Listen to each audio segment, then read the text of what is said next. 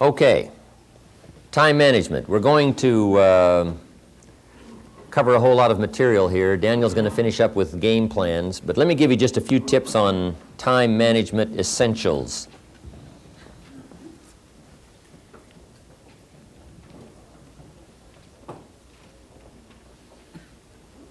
First of all, you run the day or it runs you. A little simple analysis.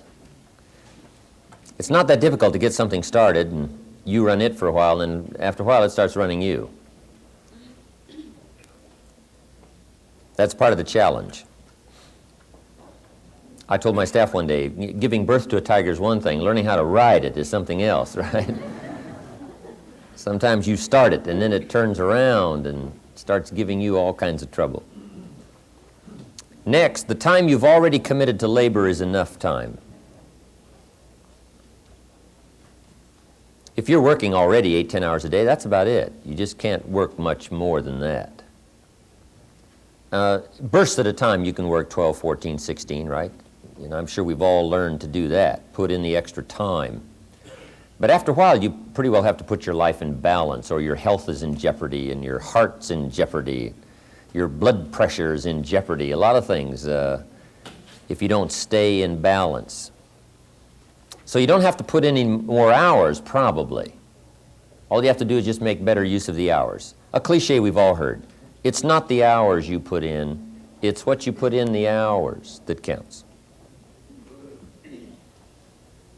Now also you need a written set of goals, time management essential. And if you don't have that list, we'll come up with that tomorrow. Priorities. And a constant review of your goals, because that's how you determine how to use your time, whatever priorities you're going for. Then you need a plan to achieve your goals. Another key is learning to separate majors from minors.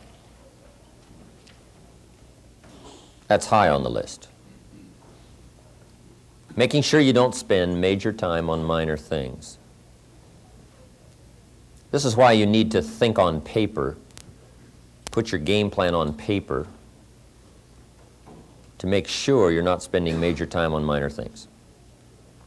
A little phrase I have says, don't mistake movement for achievement. It's not that difficult to get busy. What you have to do is check to see what you're busy on. Because it's easy to haul out the trash and fix the screen door, get the car washed, take the kids to school. I mean, it's easy to stay busy, right? The key is on what? Next time management essential is concentration, zeroing in. Preoccupation is fatal, both on the freeway and in business. You got to keep your mind concentrated. I have a little rule that says, don't start the business day till you get to the office. I used to start my business day in the shower or at the breakfast table, and it just messed up a lot of things. I'm sitting at the breakfast table, guess where my mind is? At the office. I even got mixed up going to the beach and, trying to, do some relaxing time. But sure enough, when I'm in the office, I'm thinking about the beach. And when I'm on the beach, I'm saying I should be at the office. Now, see, that's mixed up.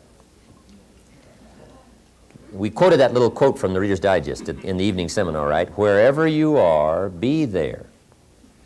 If you're at the breakfast table, be there. When you're having a conversation with somebody, be there. When you're on your way to work, be there. Enjoy the ride. Take a look around you. What's going on? Study human nature. What's happening? Be there. And then when you get to the office, go for it. Next time management essential is learn to say no. Boy, it's easy to overload your calendar, get yourself into all kinds of time management problems simply because you didn't have the strength to say no when you should have said no. It's much more difficult to say no and then try to get out of it later, call back, make the arrangements, go through the whole embarrassment. Better to say no than to say yes and have to back out. Ron Reynolds has a good phrase that says, "Don't let your mouth overload your back." That's good. The next time management essential is when you work, work, when you play, play.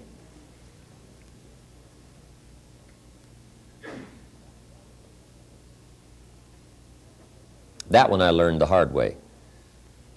See, if you're going to put in a day, just put in the whole day. And if you're going to take some time off, take it all off. Right? Take the whole day off.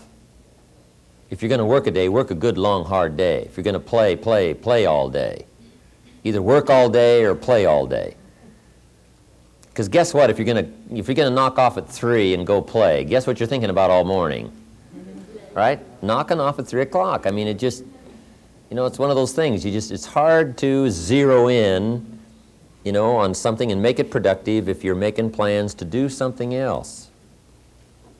Now, part of this depends on what you do and depends on your work schedule and the job you have and the business you have, right? I understand that. Everything we're talking about these 2 days needs to be altered and monitored and worked around to fit your particular situation. I understand that.